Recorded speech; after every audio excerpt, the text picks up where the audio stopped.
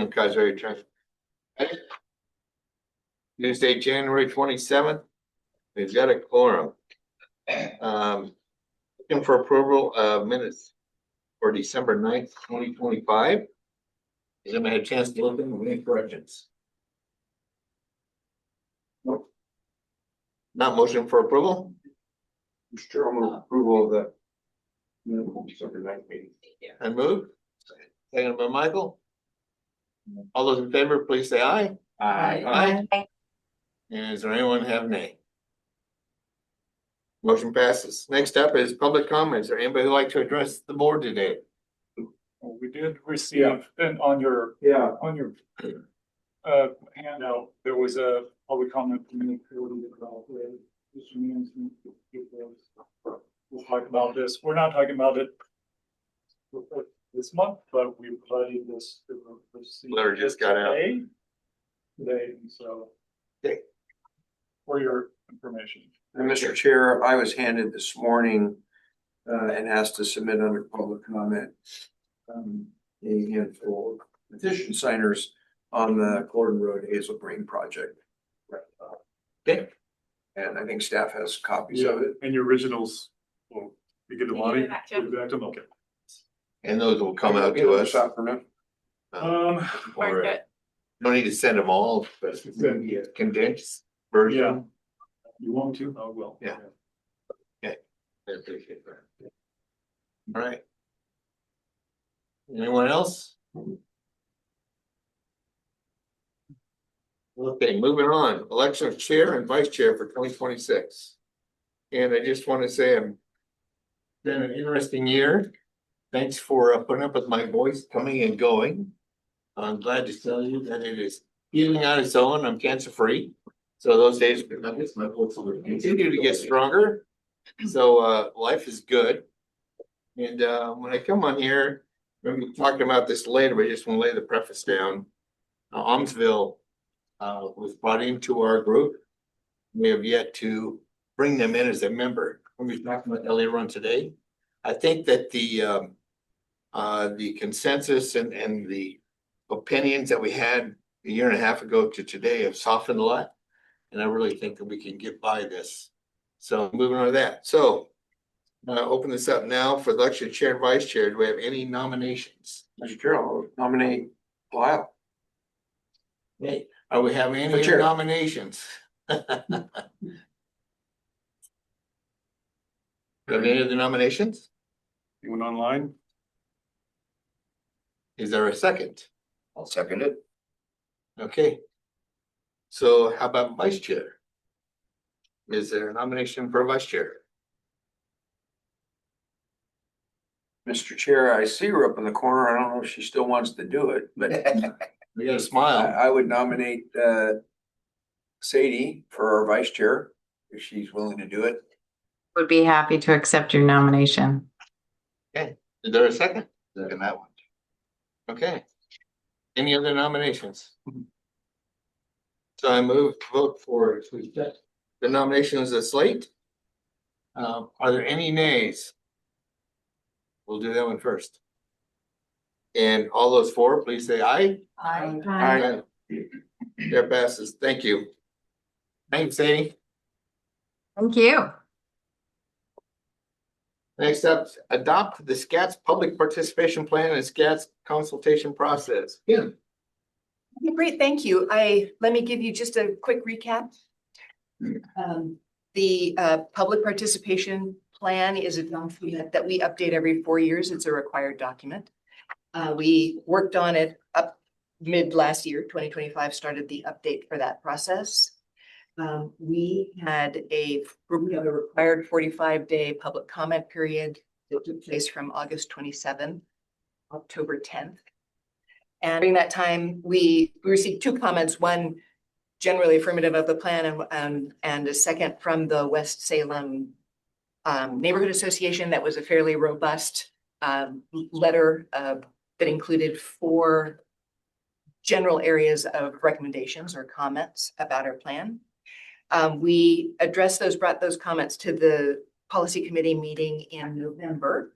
And I'll get to those in just a second. And at that time, there was fair amount of discussion and then also decision to kind of continue the conversation with more time being able to kind of check back with staff about feedback. So here we are. We had a short December meeting, but that was just to tackle other business. So we're here today in January's meeting to relook at the public participation plan. Just briefly, the comments that came from the West Salem Neighborhood Association, we're looking at 4 general ideas. One was to include a public comment period at the TAC, the technical committee meeting. Then a request to kind of look at some of the things that are our level of documentation at different levels, an executive level and intermediate, more readable level, and then maybe technical documents and appendices. Looking at posting timelines for opportunities for public involvement. A request to look at whether we would build some online tools that would pull together different layers of information in a more complex level than we currently do with some of our online maps. And also a request to look at comment resolution approach when we receive comments from the public. So there was a fair amount of discussion at November's meeting. Many of their requests for their requests are really a request for sort of an enhanced process to what we are currently doing. And I personally, when I look at that, I feel like great, we do those things. It's a good reminder to make sure that we get that information out and is more robust. I don't think that we are missing the mark on providing the information, just maybe conveying the information at a greater level. But the most specific comment that the PC talked about was whether or not to allow public comment at the TAC meeting. So, and then I'm going to sneak in here also, we're also asking you to look at the consultation document today. The consultation document is also a required document that we put together. It's required for the update to the TIP and the MTP on every cycle. Ray presented the final draft document at the September meeting that I did on 10 and answered questions at that time. The consultation document is looking at the process in which steps we take and who we reach out to in our required consultation. So it's fairly specific. It's a much shorter plan. And as the 2 documents complement each other, we're asking you to take a look and adopt them both.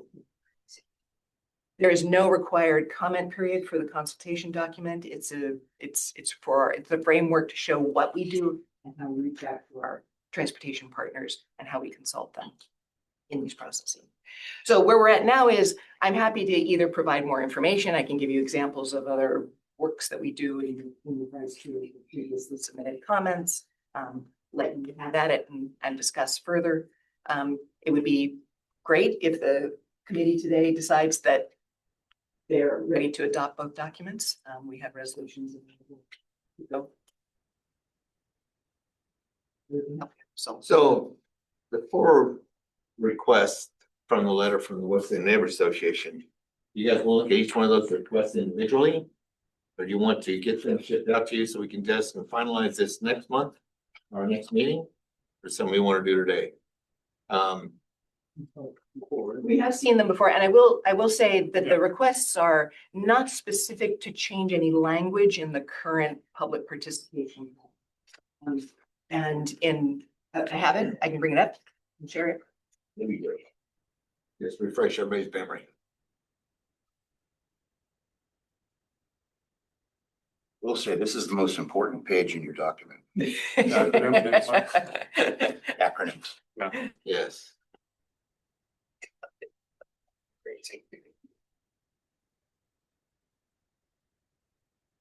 That's a small list. Yeah, I know, believe me. Let's see if we can make this. All right. Recommendation 1 was to ask for a public comment period to be held at the technical committee.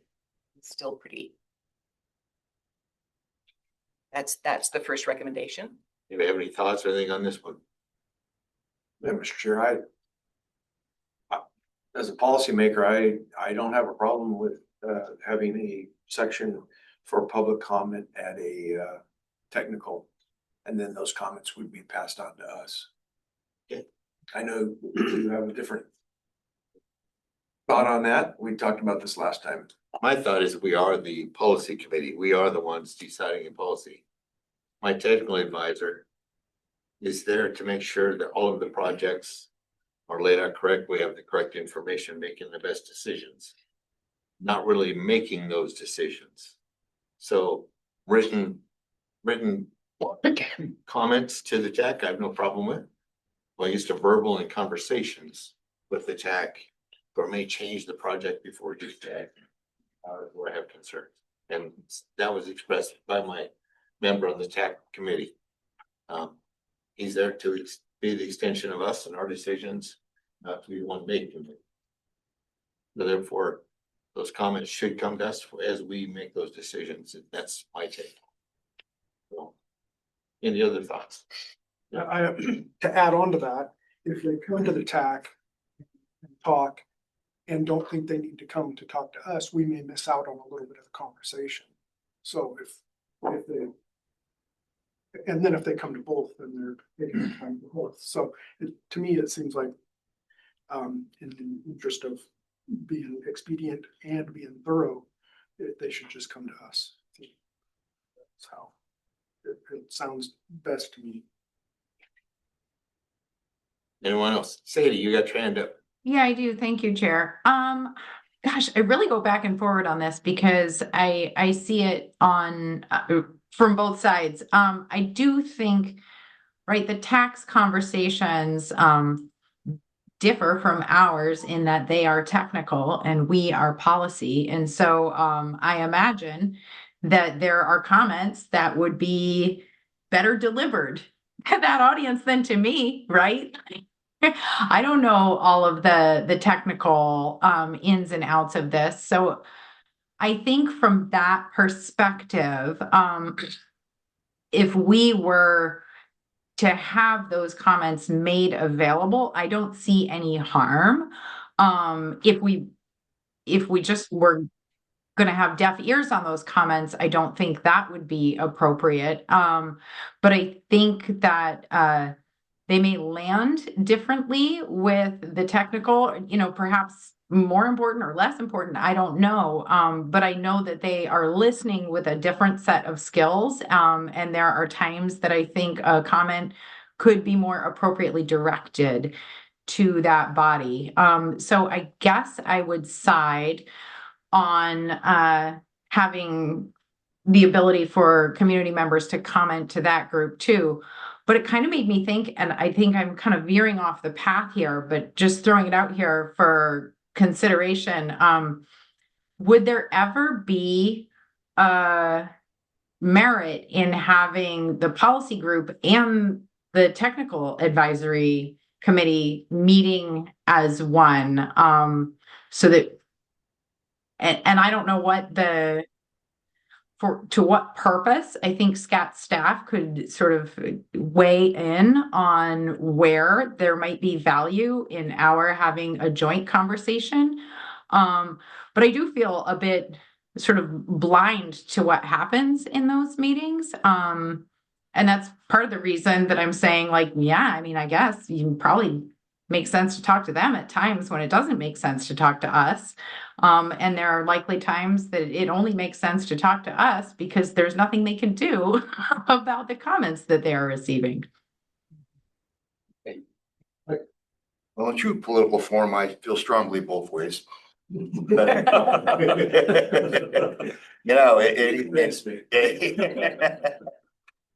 Anytime you deny somebody the ability to comment, you're going to hear, "Oh my God, they won't listen to me." So I hear what you're saying. You don't want to, these are experts, and you don't want to get them all pulling off in these different trails. But just take the comments, thank you very much, and pass them on to us. I think if you say no, somebody's going to go out there and say they refuse to listen to you. And it's going to happen. You know it's going to happen.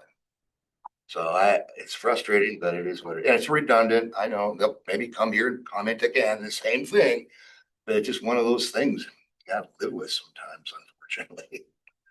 So yeah, I think I'm going to go with Kevin and say, pass them on, let them comment, just thank them for their time. To let a comment in writing? What's that? We'll let them comment in writing to the TAC would be okay. I don't care how they comment. They can talk or they can hand you a piece of paper. Okay. Doesn't matter to me. Or someone can take notes and pass it on. I don't care how you do it. The minute you say no.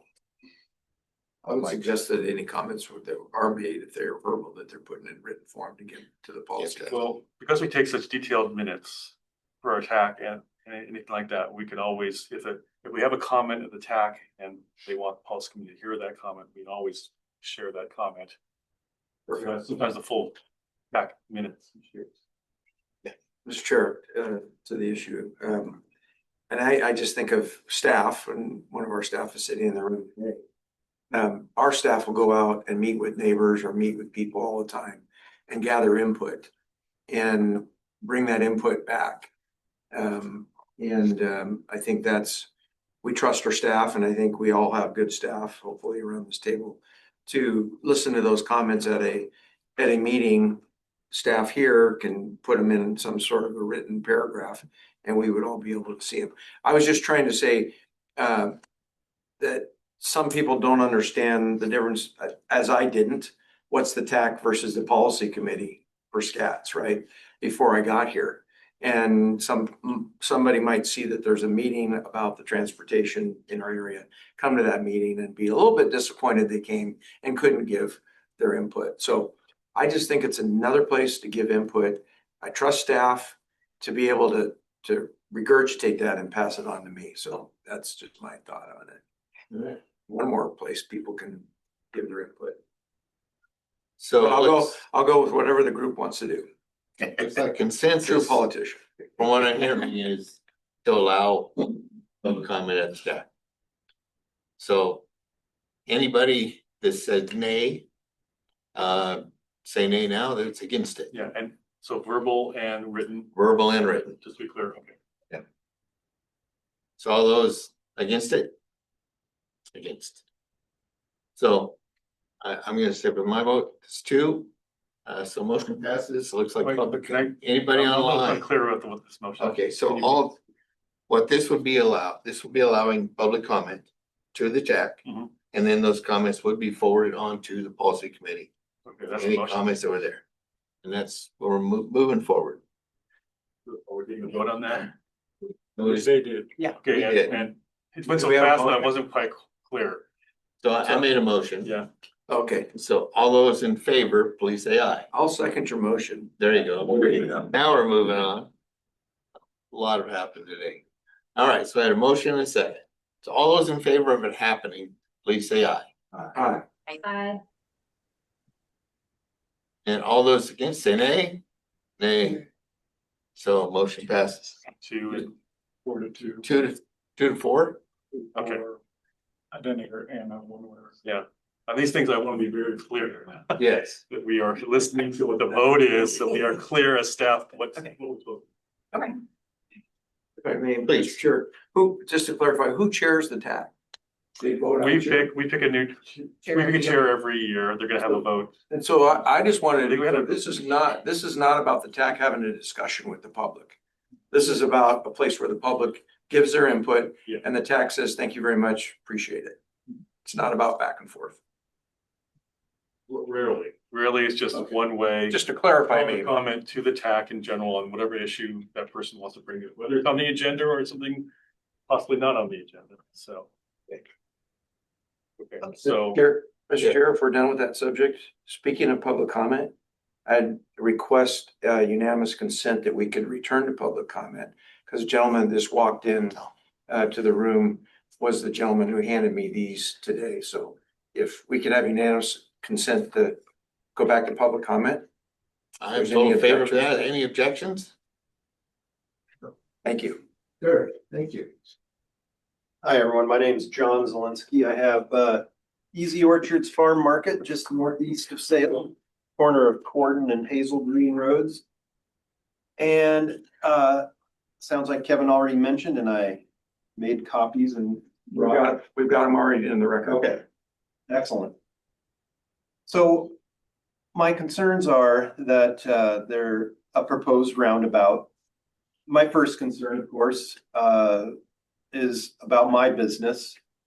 being right on the roundabout, not a little bit away from it, but right on the roundabout, and how it will impact the access and egress to my business and the lengthy construction process. I was told a minimum of 2 years, which sounds scary to me, because this last year, from mid-November to December, and December, the Hazel Green Road was closed for work on a project just down the road, and it impacted my business.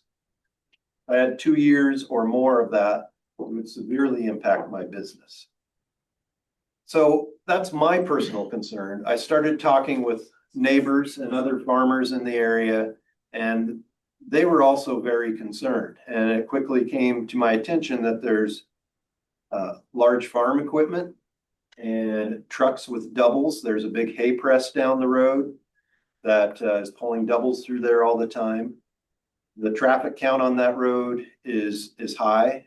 Both roads, Corden and Hazel Green, have high traffic counts, with a lot of truck traffic going from east to west.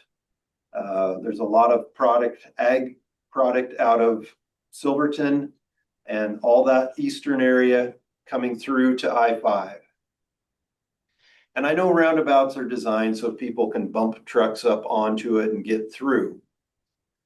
My concern with that is a lot of agricultural commodities are top heavy. You start bumping loads, it's challenging. Pulling doubles, even if you get to bump up on it, could be challenging and also confusing to the other drivers in the roundabout. I know there's a blueberry packer just quarter mile from that intersection, produces 4 or 5 million pounds of blueberries a year, and their trucks are going through that intersection quite frequently in the production months. But the blueberries, small, round, rolly, getting bumped up on a truck like that, it's not ideal for them. Their loads could shift. It just would be could be a real problem. So those are my main concerns. I know you guys have a lot on your agenda. I don't want to, and Kevin, Commissioner Cameron, unless there was something specific that you heard me speak about earlier today, those are my concerns. And so I put together a petition. We had 297 signatures. If you look through, you'll see a lot of businesses and general public too. But there are some significant businesses in there that would be impacted. JB Sod, Mallory's Trucking, Golden Valley, Pan American Blueberry, a number of large ag producers that use that road a lot. And Schurter Trucking is one. They said, and this is where the bump up doesn't work, they said they drive a number of lowboy. If you're not familiar with that term, when they're hauling large equipment, that is, the truck bed is much lower to the ground. And they said that lowboy trucks going through a roundabout is very, very challenging. Those are my concerns, and I'm happy to take any questions. Otherwise, I thank you so much for your time. And if anyone wants to contact me in the future about this, I appreciate it. As you're planning for projects going forward, I hope you keep the concerns of the ag community in mind and the concerns and the impacts on the local businesses there. We're just one business. In other areas, I know there's roundabouts, and if they're farther away from that intersection, it would be less impactful, but we are right on that roundabout, and people are focused on one thing in roundabouts, and that's, as they should be, on the roundabout as opposed to a stop.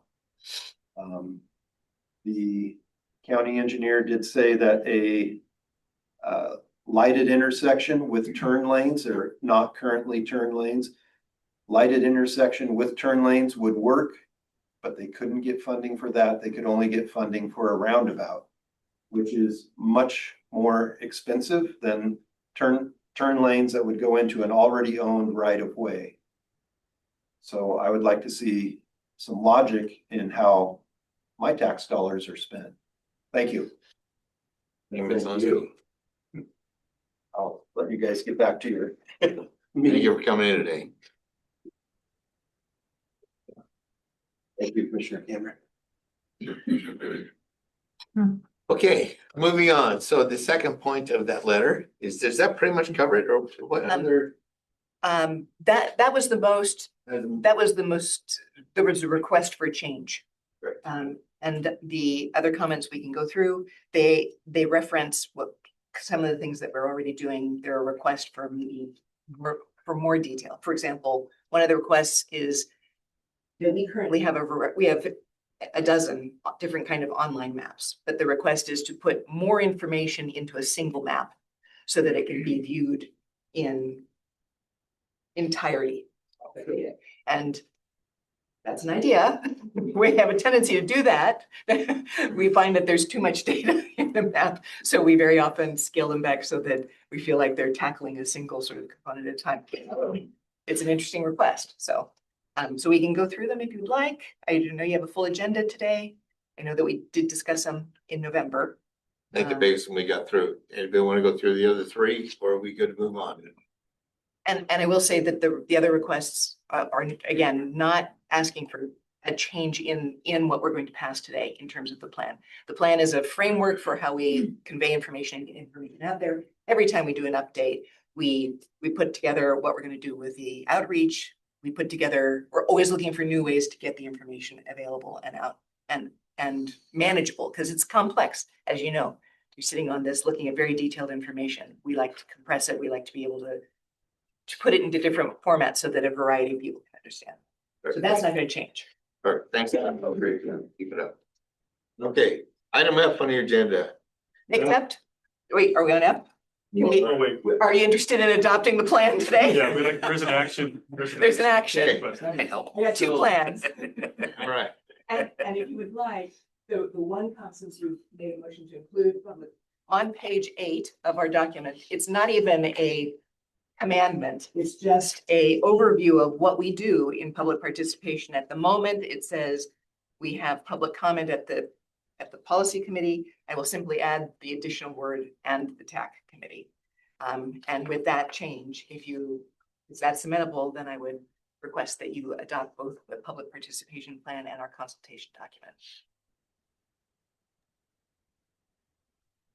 Well, Mr. Chair, with those changes noted, I would make a motion that we adopt the plan. Resolution 2601 and 2602. We have a resolution for each. Do them joint together? Yes. Joint together. So we have a motion and a second. All those in favor, please say aye. Aye. I, Any opposed? Motion passes unanimous. Thank you. Thank you. All right, let's move on. Draft SKAT 2627 United Planning Work Program. Jeffrey. Yeah, unified planning will, not that man, but unified. So like it says in the blurb on the agenda sheet, we do this every year. This is a document that describes the planning work we're going to do starting July 1st and June 2027, the next fiscal year. It lays out the major activities that we'll work on, written down in different groups. And I don't have a budget for each one of them. The final document will have budgets for each one of them. I'm working on that right now. A lot of change in SKATS, so the COG in general, so it's a little more complicated this year. But hesitant to summarize this because we just have such a large agenda. I will say, over the questions and the process is that this is a draft, right? It has to be reviewed by Federal Highway. They'll give us their comments. Then we'll take any comments we get from you today or after today's meeting and put together a final draft that we'll bring back probably, it's usually March or April, depending on how the process goes for your adoption of this. And then the plan, like I said, starts in July. So, not that this is all that different than prior, you got unified planning work programs. The content obviously is different because there's more focus on the long range plan this year, our travel model development. Let's focus on the TIP because the TIP will be adopted here in May. We'll have TIP amendments. So I'm willing to go into it if you want me to spend the time. Hopefully you've had a chance to look at it.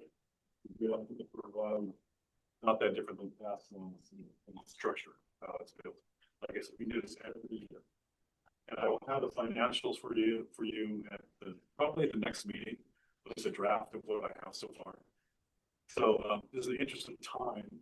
I will stop there and see if people want me to get more input or they just want to move on to the next agenda. Any questions? I have just a couple. Thank you, Chair. Two questions. One is, how do we address update to the appendices vis-a-vis the timeline for the adoption of the Unified Planning Work Program? And the second is, if you were to receive comments from policy committee members on this draft, by when would you like them? Well, the sooner the better, so that, because the next version will go out to the, like I said, to Oregon Highway. So if I get any comments, the date we're meeting with them. 19th, February 19th. Yeah, a week before. Yeah, so if you can get it to me the first week in February, no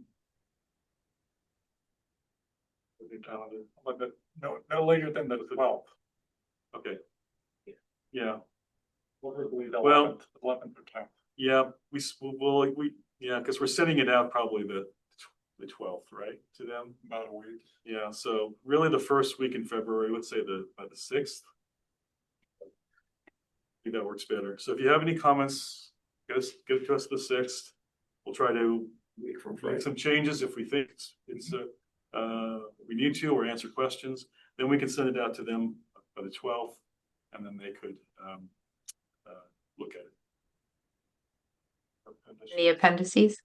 The appendices to the UPWP, you know, these appendices don't really change a lot year to year. I think a lot of these ones are going to be the same ones we had for the last UPWP, but we could. IGS the difference. Yeah, that's so minor. If does the policy committee want me to put together a packet of all the appendices and send them out as soon as we can? We can look at them. We can do that. I just asked the question as it relates to Chair Mortor's comments at the top of the meeting about an update to the cooperative agreement and bylaws. Well, you know, right now, given that issue, my recommendation is that we just include the cooperative agreement as it exists today in this UPWP. And that cooperative agreement discussion will happen. If the cooperative agreement gets changed, we can always modify this UPWP with that new agreement, but I don't think that agreement is going to really affect the content of the work we're doing for the year. So. Okay. So we're good with it moving forward as is. All comments need to be received to staff by the 6th of February. Any comments, questions on that? Good. Okay. Thank you. Moving on to G, SKATS. A year in 2027 to 32 tip outline and draft chapters. Steve. Okay, so get my slides together here and we're going to talk a little bit about the tip document that we've been working on for the past year plus, and an update on where we are with some of the outline of the document itself, couple chapters, a couple key chapters that are included in the meeting packet. And then I'll finish with just a timeline of where we are and what the next I'll say 4 months until we request adoption in May. So this is just an informational presentation. If there's feedback, that's welcome. Next month, the full draft tip and the air quality conformity determination will be available for review. And at that February meeting, we're going to request that the policy committee release the document for the required 30-day public comment period. So the packet includes, as I mentioned, I'll go over the outline at a high level on the slides, but there's a little more detailed outline of the chapters and what's included in all the chapters. That's in the meeting packet. And then there's a draft of chapter 6, which is the development modification chapter. That's really about how we went through the process of selecting our regionally selected projects receiving SKATS funding, and also talks about other ways that projects are funded through ODOT, through transit funding, or through federal discretionary grants. And then chapter 7 is the chapter that actually includes the listing of projects. So that's where the tables of all the projects that are funded in this cycle are included in the document. So this is just the broader outline. There's an introduction chapter at the beginning, and then there's a federal requirements and consistency chapter, which talks about how the TIP fits in with our long-range 20+ year metropolitan transportation plan, as well as local transportation system plans and other planning documents. There's a financial planning section, which discusses our revenue assumptions that we used in advertising projects and evaluating projects for funding. Also discusses just what's the realm of funding availability that's possible to be funded as part of the TIP. We have a performance-based planning chapter. We have a public involvement chapter. The two highlighted are the ones we're going to talk a little bit more in depth here. We have a fiscal constraint requirement. So that's chapter 8, is how we meet the requirement to only fund projects that we can reasonably assume that we can afford within the TIP cycle. And then we do an analysis of the projects in chapter 9. I'll just skip over these. There's going to be a number of appendices that touch on things like, what's the status of previously programmed projects from past TIP documents, our schedule of how we develop, a little more in depth about how we develop the TIP, more in depth about the outreach and public involvement process, and as well as our air quality conformity determination is included as one of the appendices. Okay, so chapter 6 is where I wanted to just at least spend one slide talking a little bit more about, and then I'll wrap all this up with the questions, but if folks have questions, feel free to interrupt. Chapter 6, what's included here is just a number of subsections outlining what's kind of at a high level discussed in this chapter. It starts out with a discussion about the goals that were established as part of our long-range metropolitan transportation plan. We then have a section on our evaluation criteria that we use to review TIP applications for SKATS funding. I think a lot of that will probably be familiar when you're looking through the document in depth. A section on the selection of regionally funded projects. So that's not just the criteria, but more in depth about how we went through our timeline of discussions with the TAC and the policy committee as we move towards our recommendations of projects for funding. And then projects receiving funding outside of the regional process, that section really talks about how other projects are included in the TIP. So things like ODOT funded projects that I mentioned before, or like federal discretionary grants that aren't funded through our direct evaluation and selection of projects, but are included in the TIP because they're in our planning area. And then the last section of this chapter is just our TIP management process. So that's how we it basically just describes our amendment types, our procedures when we make amendments, and we do those on a pretty regular basis. So some of that will be really familiar when you're looking at that move.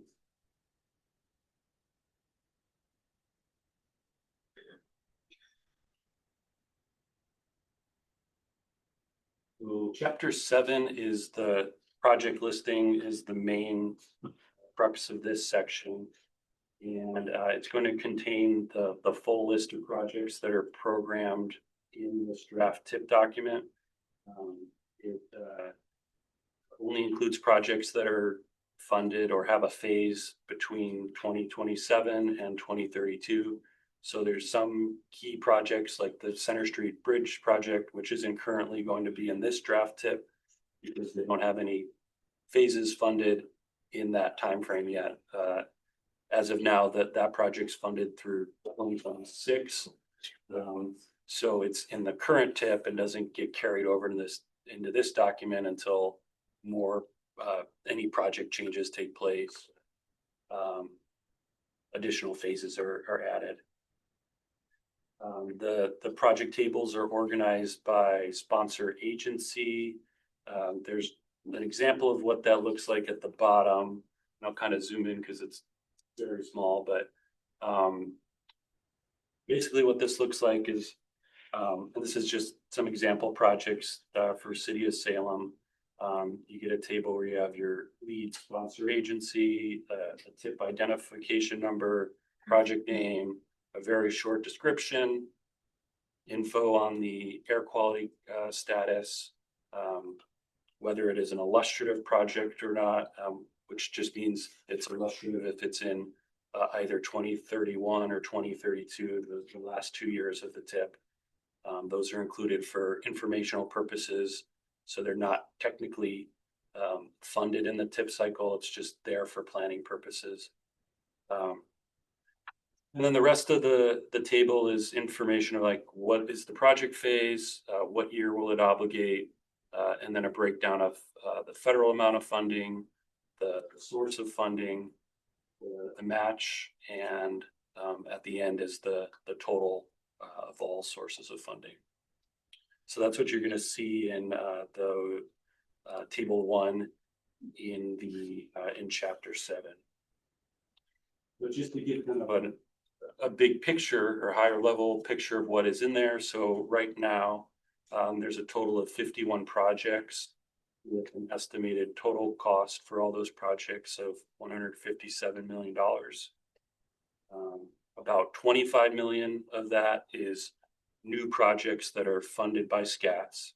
So these are the 9 projects that were approved at the August 2025 meeting. 7 of those were new projects and 2 of them were projects that were receiving additional funds. And then an additional 6 million in SKATS funding for the regional programs, which are Traffic Signal Control Center, Transportation Options Program, the Safe Routes to School Program, and the MPO planning for staff at SKATS. Also mentioned in the document, but they're not included in the TIP tables, on our supplemental illustrative projects. So these are the projects that are in our financial plan that are sort of in line for future consideration of funding. There's about $12 million identified for 4 different projects on that list. And like I said, these are the projects that are the up next projects. They're not in the TIP officially or officially funded, but depending on what the funding picture looks like as we go through the cycle, that projects could be added. How's that picture look? That's a good Right now. question. considering the Well, I mean, interesting situation we have in the capital, not this one. well, How's that looking? this year 26 is the last year of the current bill, and although I'm not tracking it closely, the committees in the Congress are drafting the next bill. I just don't have any details of what's. So. I didn't think you would. God. Our projections were pretty conservative when we thought about what could happen because we just don't know. So we were pretty conservative in our outlook. So I think that's going to help us to hopefully be in a position to fund the projects that we've committed to and hopefully add additional projects as we go along. But I think We built in $2 million. yes, yeah. So there is A going little to bit of reserve. there's some reserve funding that could be added to projects at a later date as well. Good luck. Exactly. That's the thing, this committee's been very agile when things have changed and we've postponed projects or. They gotta be. So we have to. So as far as next steps, I'll just wrap up with a couple more slides. At the February TAC meeting, we're going to present the draft tip to TAC for review and consideration. Hope to have all the chapters done for them to review. Won't have all the appendices. By the February 24th meeting, I'm hoping to have everything completed except for there's a couple kind of pieces that we'll just have to leave as highlighted until we have our air quality conformity meeting with our consultation groups. But at that February meeting, we should have most of the document ready for review so that it can be released for the public comment period that we're tentatively planning to hold between February 25th and the end of March of this year. And during that time, Kim and I are going to attend some of the neighborhood partnership team meetings, which are, my understanding is they're kind of multiple different neighborhood groups and other organizations attend these. So you get a broader audience than going to individual neighborhood meetings. But we'll be attending those to encourage input. We're going to likely do some type of open house, either virtual open house or an in-person open house in early March, and encourage folks to give feedback on the document during that period. Mentioned before, late February or March, we're going to have our AQCD consultation meeting with our stakeholders like EPA, U.S. Fish and Wildlife Service, the tribes, and ODOT and other key partners who attend those meetings. And then going into, I mentioned the open houses already, going into April, we'll have a chance to review the comments that we received during the comment period, both with the TAC and then with this group at the April PC meeting. We'll be seeking feedback at that time and discussing what type of changes might take place based on feedback. And then we'll have about a month to develop the final document. We'll do the public hearing for consideration on May 26th. So that's all I have right now. If there's questions about the timing of things or, I don't know. The chapters are kind of long, so you can feel free to save feedback. You can give feedback now if you have initial feedback, but there's plenty of time to give input on the draft chapters as they all come together. So we felt that at least getting these two kind of key chapters in front of the group was a good starting place as we get a month out from when we'll start the comment period. I have several revisions. No, I don't. I have a busy schedule this afternoon, so I shouldn't delay our meeting anymore. Any comments, questions? No other comments. All right, Steve, looks like you got your work cut out for you. Tight deadline. Next up is MPO structure. So we're all aware over the last year and a half, we've been talking about making Almsville whole and part of our committee as a voting member. A lot of attention. The city of Salem was pretty adamant they would need another vote to allow them in. I don't know if that feeling is still there. I spoke with Mayor Hoy. Julie is gonna bring it to the council and you guys will be discussing it. To see where their stance is. But over the years, I just wanna bring our thoughts back to the sheet from the February 2024 meeting. We talked about populations, how the money has been dispersed over the last 20 years. How evenly it's been. And the mentality of this committee from day one, everybody got one vote. We're all equal. Because we're all focused on making sure that Salem is successful and stays solid. We all understand it is our economic hub.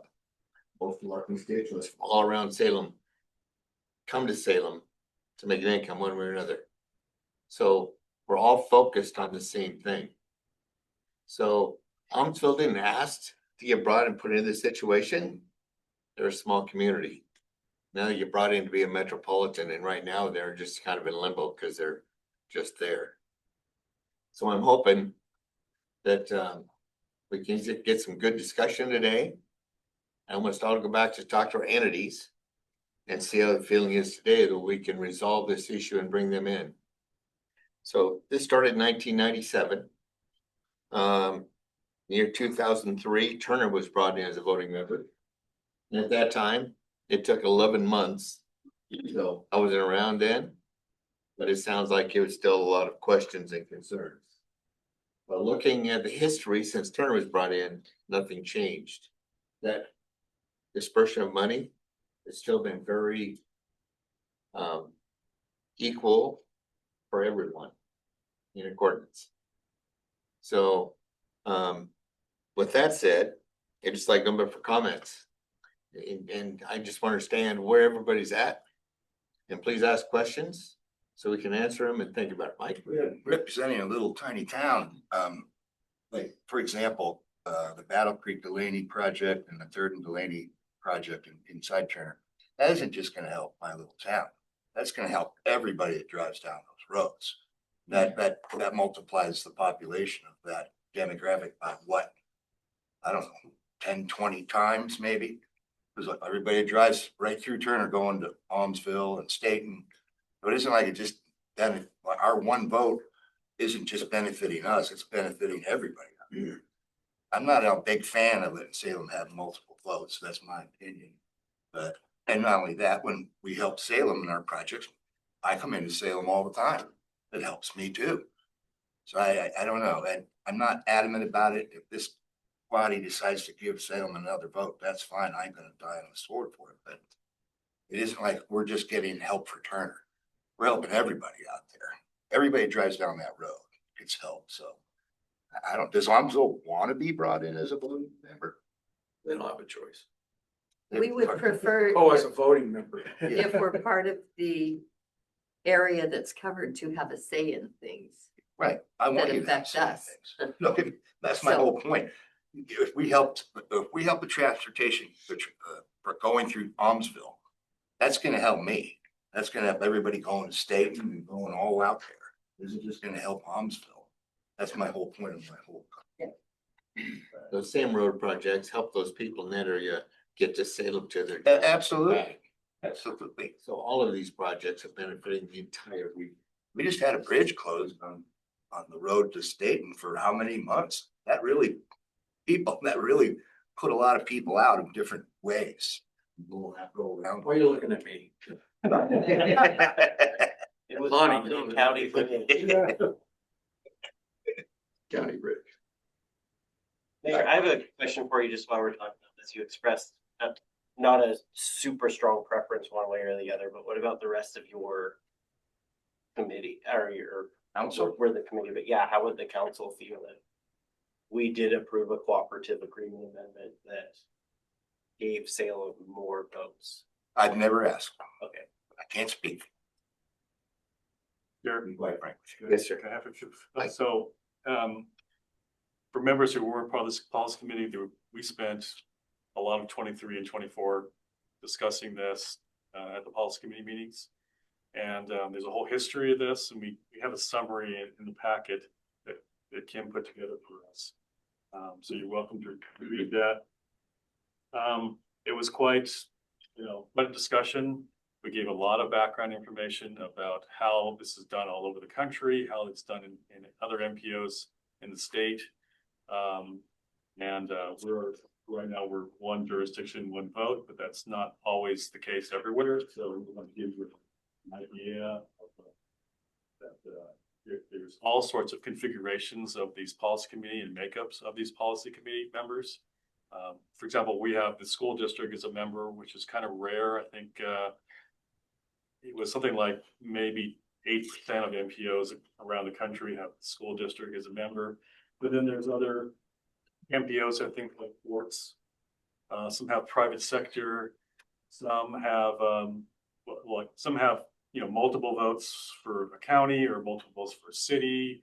So there's all sorts of combinations. The federal regulations don't prescribe precisely the makeup. There are a few requirements that can't exclude Salem. The other major city of the MPO included. In fact, they have some kind of veto power as far as they have to be signatories to the cooperative agreement. And this cooperative agreement, when you first do an MPO, I think the number is you have to get agreement from 75% of the population in that area. Not 100%, 75%. That, I guess they wrote it that way so that when an MPO is formed and they figure out how many votes and who's on it, there isn't one holdout of, let's say, a small community that makes up 5% of that MPO area that could disagree and then hold up the MPO. So they make certain federal requirements that's 75%, and the main city has to be a member. There's also a requirement that the transit be represented on the MPO. So there are only a few requirements in the federal regs, and the rest is left to the MPO. There's some things about redesignation that's getting into the weeds. So it's pretty much up to the MPO to decide membership, voting numbers. We have documents that document all that stuff for other MPOs in Oregon, especially, like Eugene is, equivalent in size to us, and they don't have balanced voting. They have imbalanced voting with more votes for Eugene and Springfield, and Coburg is a member in there. They have less votes. So just for our newer members who weren't around in 24, we have those documents. But at the end of the day, we had all those discussions and we didn't quite come to an agreement last year, or 24, I should say. And so we didn't move past that. If we're going to open up a discussion, I think we should allow plenty of discussion and questions if needed. Maybe people have made their minds, so maybe it won't take as long as I'm thinking. But we should allow all discussions, both here and, as someone mentioned, bringing it back to your city council so that if a recommendation is made from the policy committee to change the cooperative agreement, then we need to get signatures from, in the case of cities, the cities, the counties, the county commissioners. So we want to make sure that we can do that process, that we're in agreement here, and then we can get agreement by your both bodies once the cooperative agreement is changed. The other thing is, if we are going to change the cooperative agreement, the bylaws to this committee would likewise have to be changed, first to reflect the change to the body, if there is a change to the body.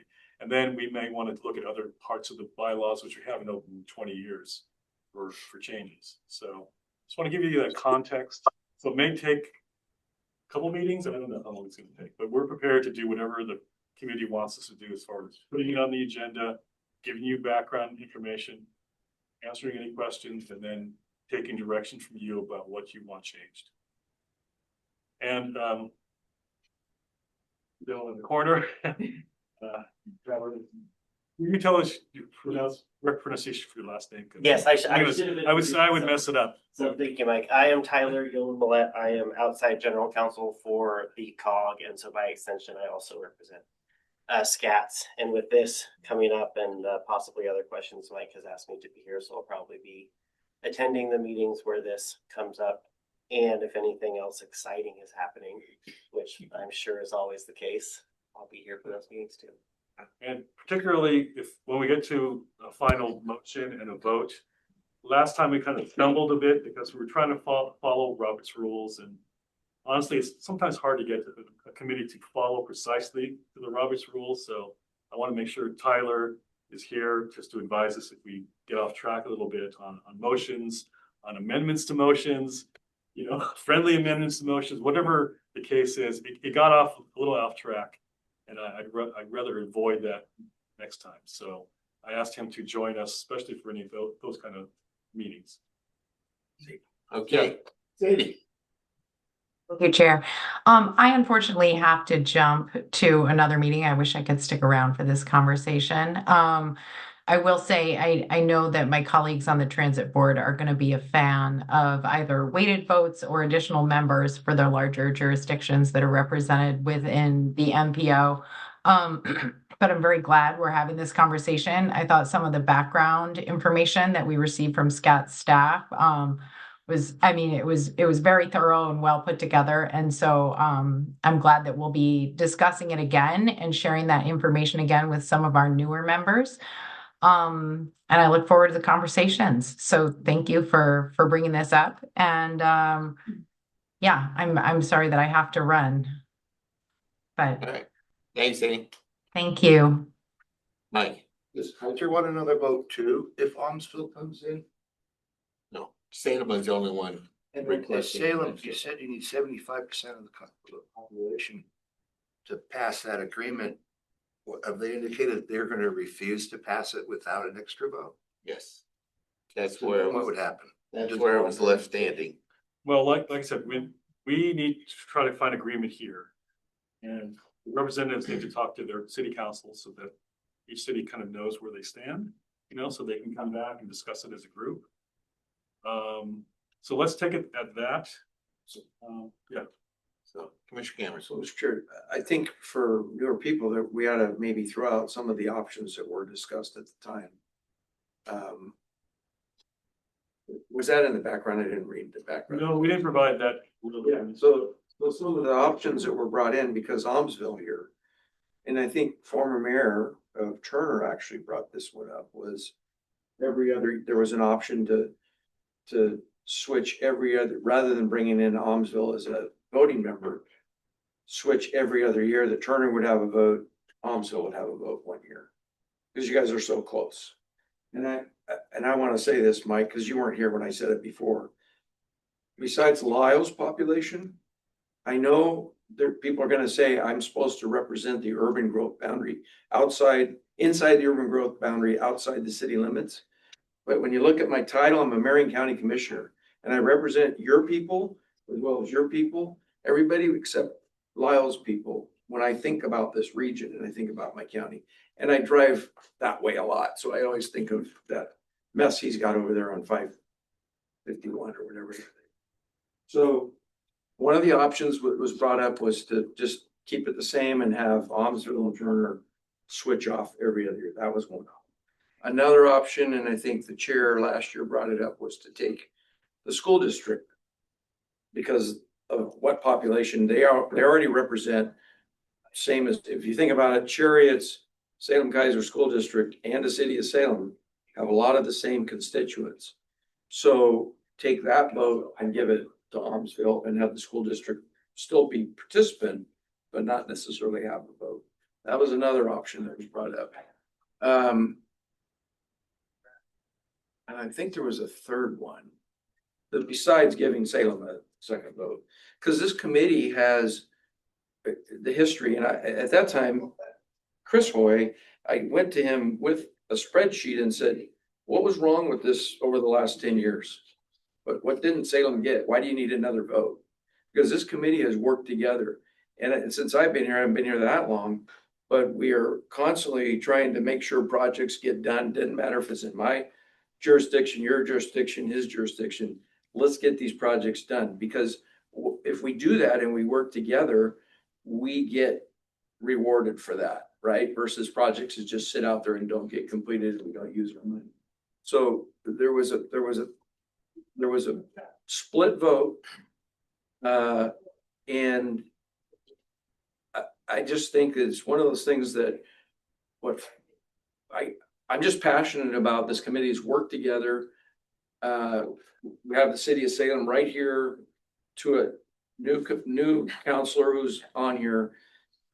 Great staff that helps educate us and keep us going down the right path. So those are some of the options that we're throwing out there. And I think I bring those out, Mike, because before people leave and go back and have a discussion, you kind of need to think about what we're really talking about this vote would be. Whether we make any changes at all, we add any votes at all, we switch you and Almsville. And I know that I will say this, our board has not changed about giving a second vote to Salem. That's not what we want. We want to participate together. Well, I'm glad you brought Mayor Horning up, because I will never question his brilliance. Wonderful, wonderful community servant. God, I miss. So was Salem amenable to the idea of we switch off every year? And would the one that isn't voting still be able to come and participate? Yes. Yeah. So was Salem okay with that? I wasn't here. So I don't know what happened. Where was that a no? I don't think that got a lot of discussion, got a little bit of discussion. Yeah. So, No, and nothing was good unless Salem got a second vote. That was it. Oh, well, that's unfortunate. I think- Go ahead. Oh, I was gonna say, in the examples we brought up to the committee, Spokane was an interesting example because it's an area like ours, about the same size, with larger cities and smaller communities, and they have a interesting way in their makeup where there's one vote per jurisdiction. I might change my mind when I look at the data, but they have two different ways to vote. So they have a standard vote where there's like one vote per seat. I think Spokane still has 2 seats, but a member can call for a weighted vote, and a weighted vote may have more votes for the higher population centers. So I bring this up because there are lots of variations in addition to just what you mentioned earlier, Commissioner, switching back and forth. I'm sure that's probably done in some fields too. So probably anything you can imagine is being used out there. It's just what you feel most comfortable. And I like that you're saying that we are very cooperative and very supportive. That's a great thing about this Mid-Valley area. We know we're all connected and we know we want each other's projects to get done. So we're all cooperative, but I'll leave it at that. Once again, if there wasn't an agreement, would it just dissolve the organization? It would just maintain what it is. Yeah. Okay, so okay, all right. We Now I won't use it all. So we can do nothing and it stays the same. Right. And it doesn't mean Almsville doesn't get projects. So like they applied for projects this last flip cycle. They didn't get the project they sponsored, but they're getting the one Marion County sponsored for the 11th Street. 11th Street. Yeah. And Main Street. Yeah. Main Street 11th. So any project within the SKATS boundary can still get funded, whether Almsville is a member or not. But A they want to voting be a member. member. Voting member. Yeah. Okay, Kyle. So from what I understand, there was a vote last time. It just didn't get. It wasn't, Stalemate.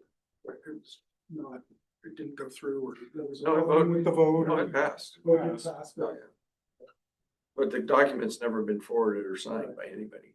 and so I'm, Commissioner, you had a question about the Roberts rules, how we did that vote. And so because of that, and because it was so split, and because those voting against it kind of indicated they wouldn't sign the agreement, for all those reasons, we didn't care. We didn't continue it. We kind of punted on it until it needed to be brought up. that was my question. It was voted on, it just never got Never got back. adopted. Was there, forgive me for interrupting. was there any kind of legal or parliamentary decision made on how the vote occurred relative to Robert's Rule of Law? Was it out of order? No one declared that, no one. We got into very detail about the Yes. motion and was the motion, I'd have to take my notes, but was the motion properly carried forward and seconded? Got into the way details of We don't Robert's. really want to revisit it. No. Water under the clothes, Mary. I appreciate you pointing those things out because we do. Okay. We don't want to revisit it. Can I follow up on that? Right. Sure. So the reason I asked that question is, I'm here because of that vote. Just if you want to know, the city council was not happy with how Keizer voted on that vote. And so they changed, we changed who's representing SKATS, Keizer on this committee. So the vote from Keizer will change. So if that makes a difference with what was voted on before, there is that. Keizer vote, yes, Keizer voted for Salem. and the council has decided no, we want us to do The Keizer City Council it. made a decision after we found that out, that was not the way we did it. So I'll wrap this up, move on, but Polk County is pretty, we're not gonna sign anything unless everybody has one vote. Because it goes right back to my original statement. We all recognize that Salem is an economic hub for our region. And we want to make sure Salem is whole and successful. But we also have to protect our constituents, and to Kevin's statement, he's got 376,000 people he represents. I've got 90,000. We have to make sure that the people in Polk County has to be able to get through Salem to work wherever they may work. It's amazing how many people have moved to Dallas that work in Portland because they love rural life and they want their kids to be in good, solid schools. And yet we need to provide the workforce to Salem as well. So we want all of our communities to thrive. And that's what we've always done in the past. As I go to OMPOC and to OTC, and you're talking about to these funding opportunities, we get dollars from other SKATS that can't spend it. So if they can't spend it and it does get spent, it gets shared among those that are successful. And we've gotten millions of dollars over the years of other non-functioning groups that can't agree on everything. So Aurora Donald interchange is the perfect example. It was funded for 25 million. We need another 28 million. And everybody from our region went to OTC and testified in support of that money to finish and fully fund the Aurora Donald interchange. It's being built. So when we were OTC made the statement about we are gaining a lot more funding than our share for comparable to other regions. And Commissioner Baker made the statement. I just want to point out that when they come 100% in agreement, and they don't get all of these other groups fighting and saying, we don't want that, and don't listen to what they say, and throwing out all of his reasons not to build it. We come ready to go and in agreement. And that's the purpose of this committee and this one vote. So I think there's a contractor in Elmsville doing a lot of work on that. Or that's, I'm Yeah. just digressing, which is good. Anyway, but you got this list of projects in here and where they're going. This is the percentage of money going to Salem equal the percentage of population. They're getting their fair share, right? Or is there an impact? That's my recollection. They don't quite get the same percentage of the money compared to their population percentage, so they are getting less.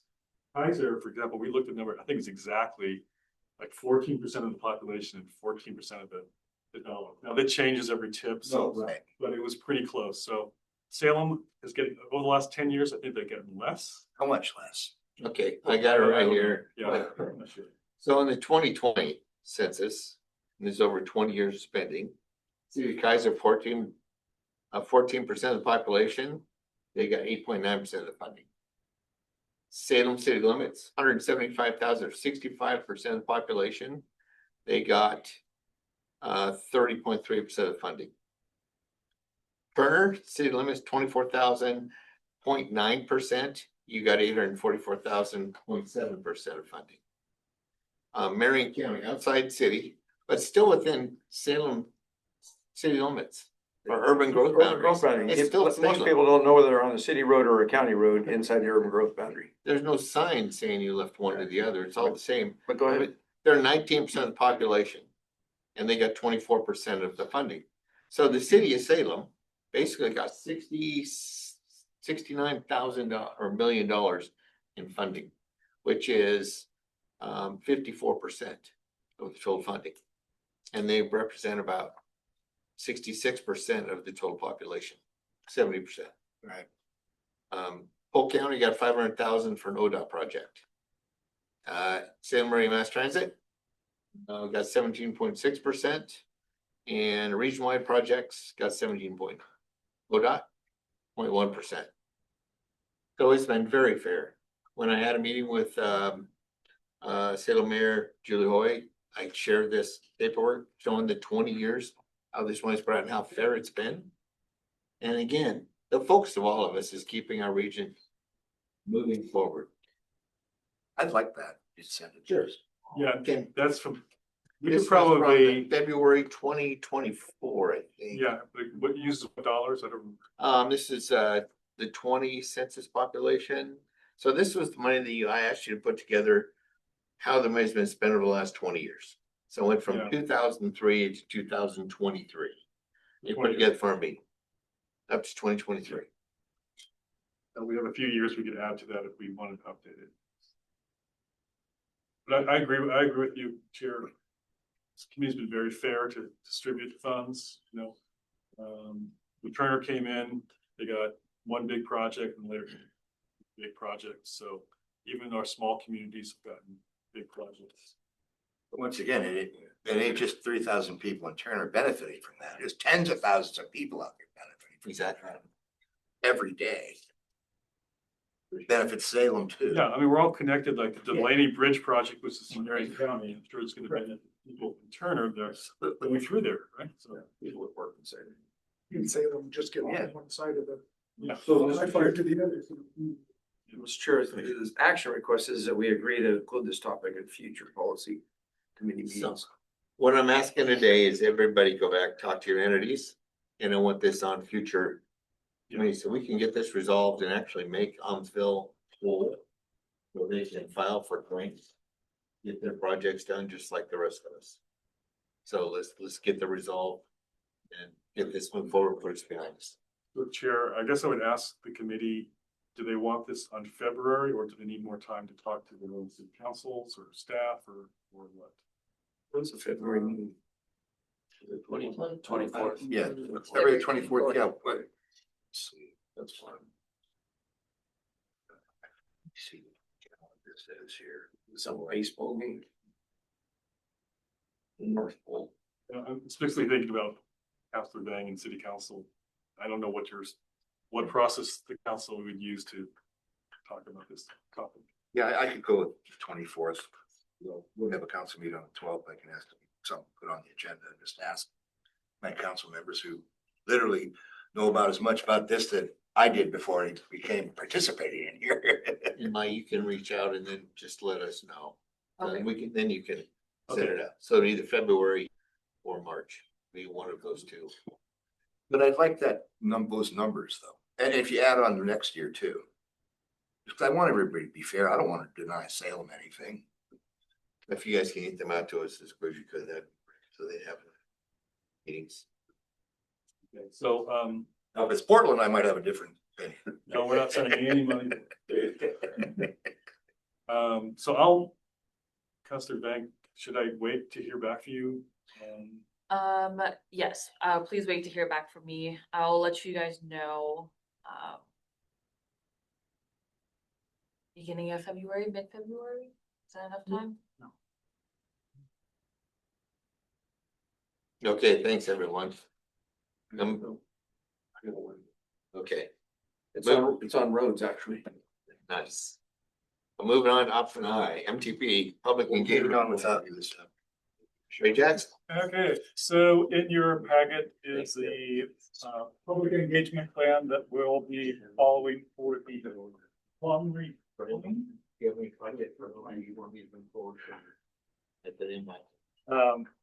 So this, for people, since only two people have been here last time, this would look the same. For the rest of you, this is all new. Basically, this is just laying out what we will be doing towards completing the long range plan, going out to public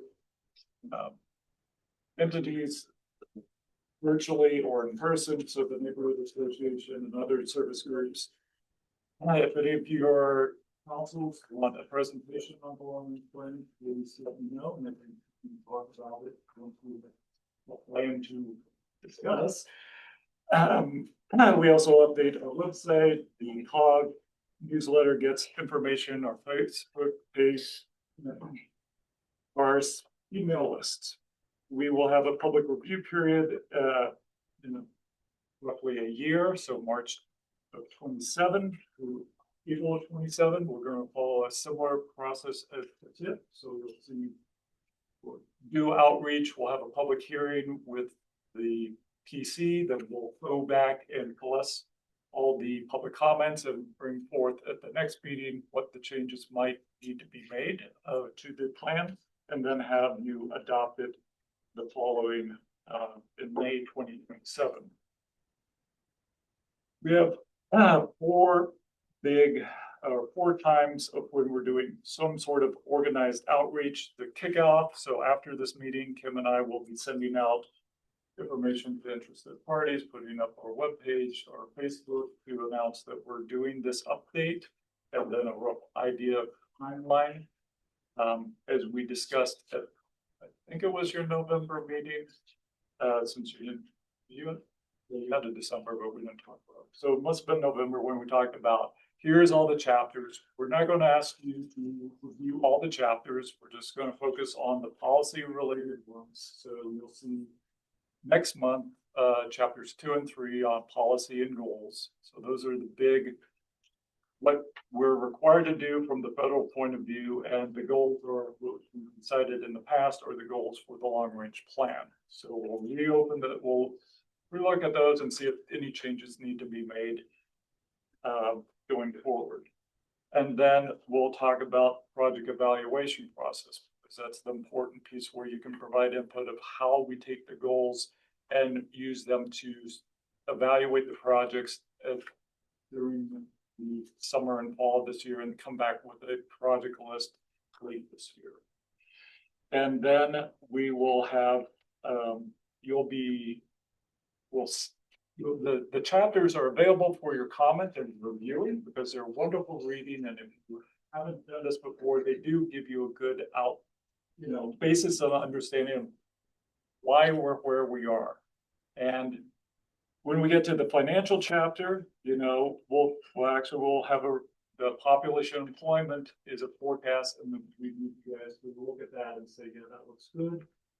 We'll also be doing the performance-based planning target setting this year again. So that happens every 4 years, and that will happen. Adoption and will be in August. So you'll see this June, July, depending on processes with ODOT to get the numbers to you, and we'll have a complete discussion. This will make a lot more sense by August. And then September, I'm hoping that's when we'll talk about money. The Mayor Mike's question about where we are. We'll hopefully know better by September, assuming Congress does their work. And the state of Oregon also has a little bit of flux in funding as well, and so hopefully that will be settled in one way. Well, actually, it won't be. There'll still be, no matter what, there'll still be lingering questions up until next year that we just can't deal with, because we need to adopt by May, and we'll just have to make some sort of assumptions. We'll come back. We do this every 4 years. we'll come back to it and revise it as we go. In October, November, we'll have you guys look at the valuations of the projects. And that's where we'll come up with the financially constrained project list. Unfortunately, this will happen probably before our friends at Salem-Keizer get their project list for their financially constrained long-range plans adopted. So there might be some sort of wiggle room or asterisks on projects. This is all new, so we'll see. And then we'll have public input all through this. We'll do the public input when we get a draft. That will be February through May of 2027 and adoption in May of 27. As I mentioned on page 2, usually we go out at the beginning of these long-range plan updates and ask the public, you know, get a survey of what's important for them, transportation-wise, and try to wrap that into a discussion about the goals or where we want to go with this project. And Ray, can I touch on something in just a second? Sure. When you get those surveys sent to you for this thing, share that to all of the groups and entities within your communities.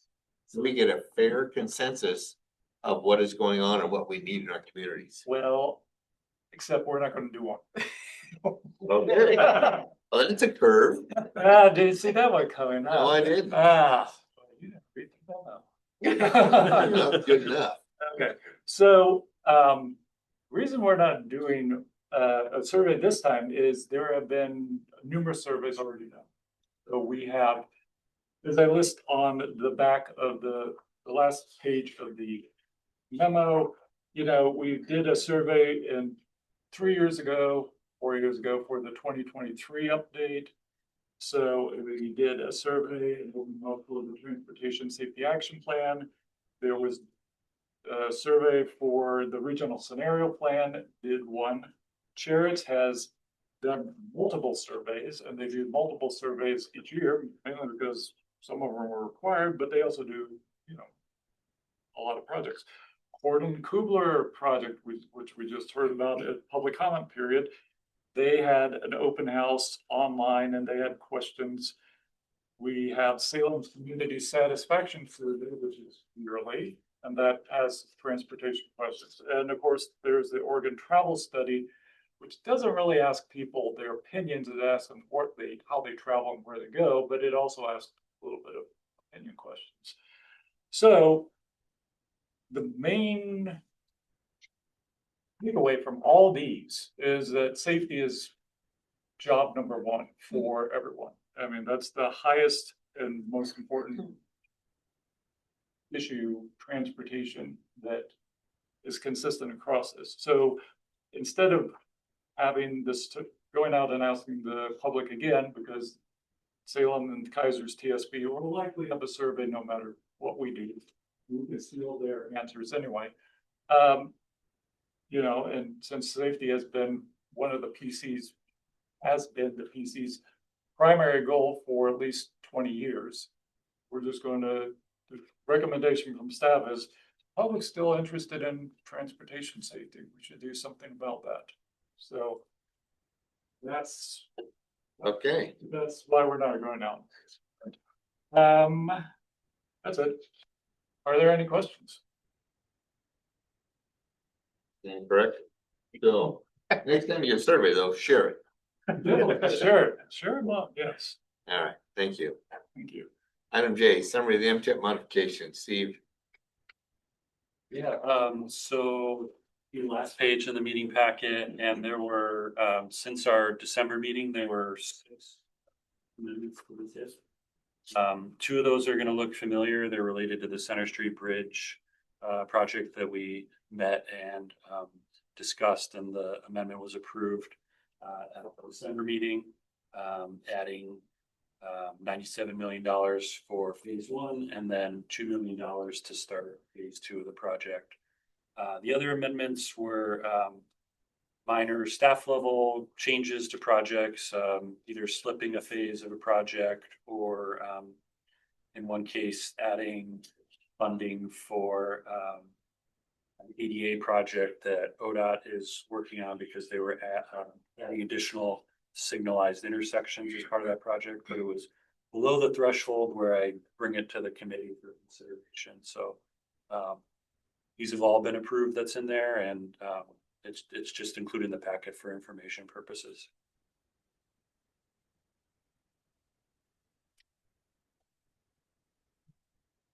All right.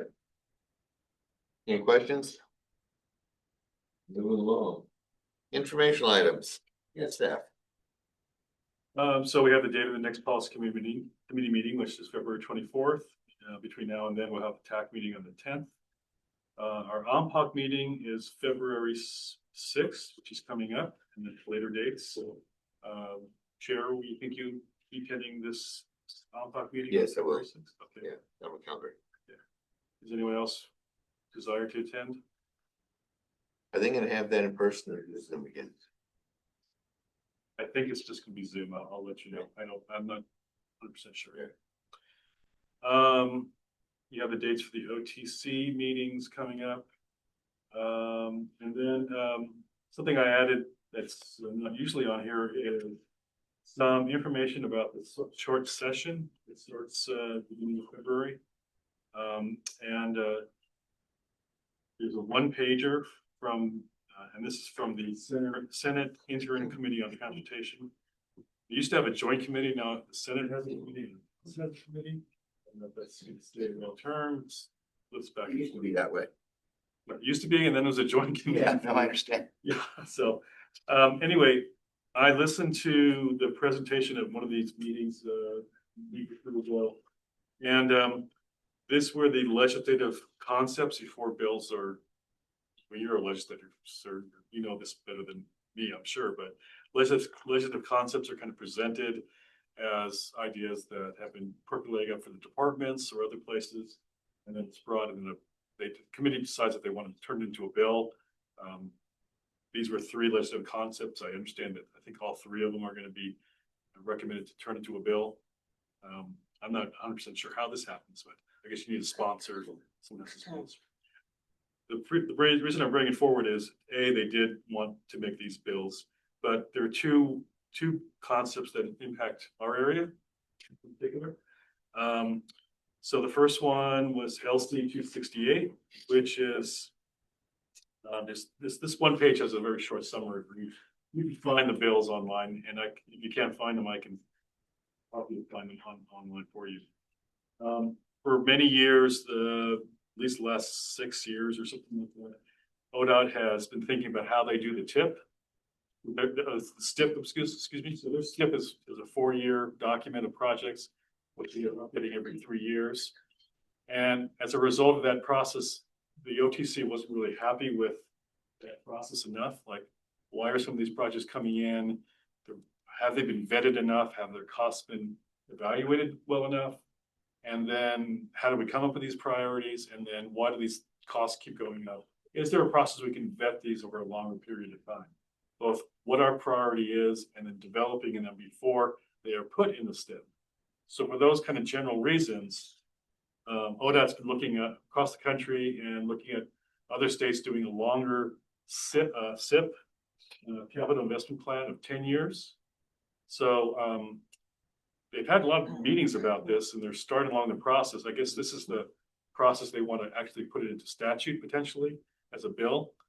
So that's going to be changed the way they do their long-range planning, well, 10-year planning of projects.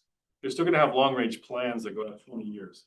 This kind of fits the middle ground between a long-range plan of the system and what needs to be done, the 4-year plan, which has specifics of projects they're going to build over, that 4 years, and looking at what are the next set of projects beyond those 4 years, and kind of working through them, deciding on priorities for those, and then after the projects in the STIP are done, moving those projects from the 10-year plan into the 4-year plan, right?